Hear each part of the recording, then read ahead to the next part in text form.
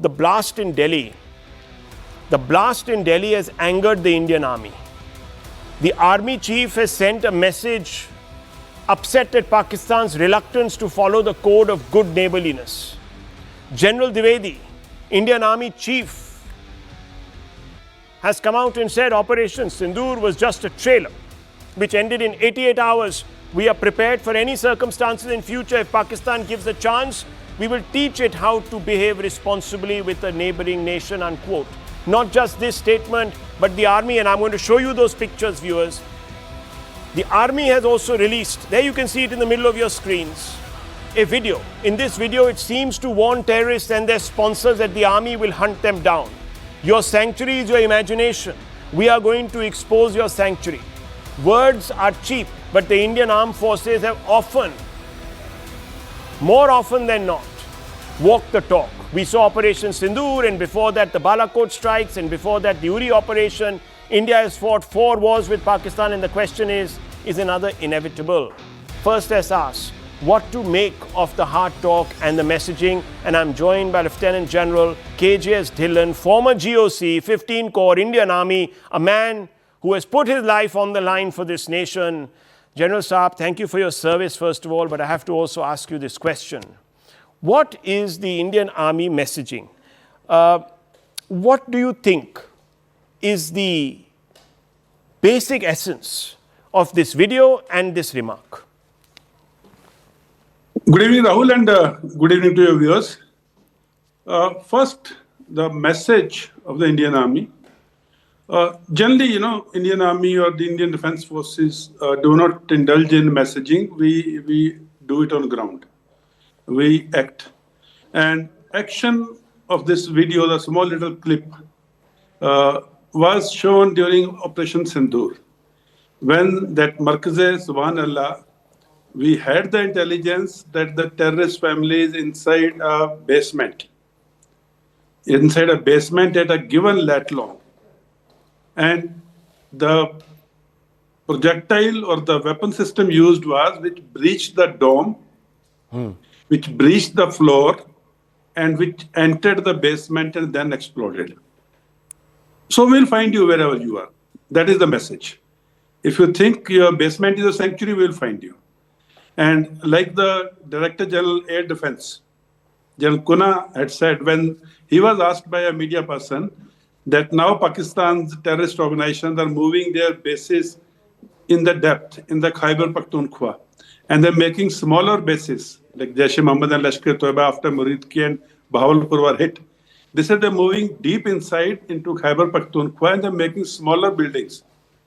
And DG Air Defense, Lieutenant General Kuna had said, they can go anywhere. We will find them. We have the reach. And they have to dig really deep. So the message is very clear and it is supported by the technology and the intelligence we have. It has been proved during Operation Sindoor. It is being proved in J&K every day for last so many years. And it is just a reminder. It is just a reminder that will get you wherever you are, whosoever you are. And what you are doing is just a matter of time that will hit you. So let me ask you, sir, because the time now, what Pahalgam has taught us is the time for talk is over now. Simply this.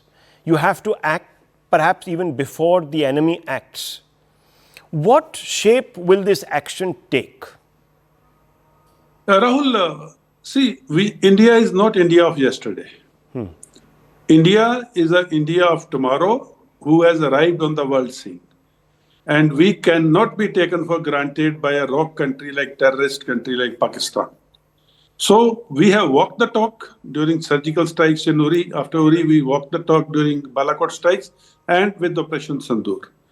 It is just that we calibrated in a manner, जैसे होता है ना कि समझने वाला शायद समझ जाए. But it seems Pakistan is not the country which will understand messaging. So the calibration has been going up a few notches every time.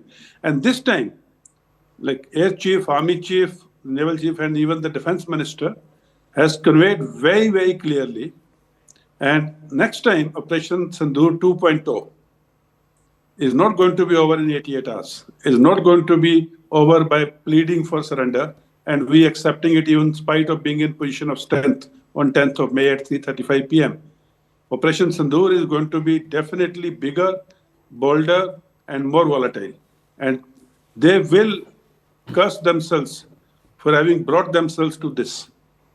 So that is the messaging the army chief and the other chiefs and the defense minister has conveyed. And India will walk the talk. That is India of tomorrow. We are not an India of yesterday, I'll repeat that. But General Saab, do we have the risk appetite? Now, I'm being told that in Operation Sindoor, obviously, we exhausted some of our S-400 stockpile, this, that, the other.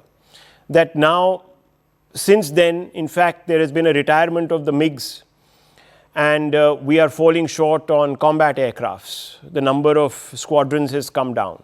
We were also told that, you see, war can't go on because India doesn't have the fuel reserves to, fight a war which is long, etc. Also the economy and so on and so forth. So I have to ask you this because many people said, okay, it's good that we stopped the war, we'd achieved our ends. And in any case, war is disruptive and we can't afford damage to the economy.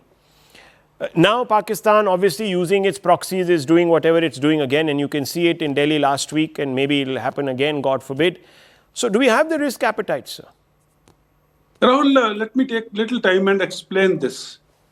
Look at the India's economy and look at Pakistan's economy. Look at India's standing numbers of military hardware and military personnel of all three services, and look at Pakistan's standing numbers. And when the borderline is common, the standing number itself gives us an edge. The quality gives us an edge. The quantity, the number of squadrons which you talked about, that is not important. Quality is important.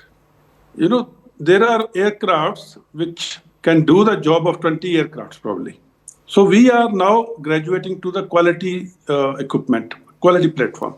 And other point which you talked about, which a lot of people are trying to say, there is a term called war fighting stamina. A nation's war fighting stamina is not judged by only its military might, its military numbers, its military personnel or military equipment. A nation's war fighting stamina is judged by how that war fighting can be sustained operationally, logistically, and motivationally by the nation. And that is the task which is a combination of diplomatic efforts, where the world pressure should not come on you. This is a task of economy, which will support your war fighting stamina, like you talked about ammunition and oil reserves and other things. And that is also the task of the political will. And in Pakistan and India scenario, where we go to war and India has the capability to amass a particular number of equipment pieces at a point of decision, which will outnumber Pakistan's standing people the other side. And that is where the decision will be made. And second is, after 4 days of war fighting or 6 days of war fighting, the war fighting stamina will continue to keep coming in India's favor, because Pakistan cannot sustain a longer war. Its economy cannot sustain a longer war. Its military equipment cannot sustain a longer war. So this is exactly what Army Chief had hinted, that next war is not going to end in 88 hours. 88 hours was just the sort of softening of the target. There's a term in the military. As the war goes beyond 4 days, 7 days, 10 days, it keeps coming in India's favor on all accounts. And that is what is Army Chief hinting at, that next war is going to be a longer one. And in that, diplomatic efforts will play a major role, that no international pressure comes on us to stop the war. And in any case, our policy is very clear between India and Pakistan, it's bilateral. We do not want any third-party mediation. So these are the few takeaways from Army Chief's statement and that small video which we just showed. Well, thank you, General Dhillon, for taking the time out. Thank you very much. It's always a pleasure to speak to General Dhillon. Clarity of thought, putting it all into perspective. I leave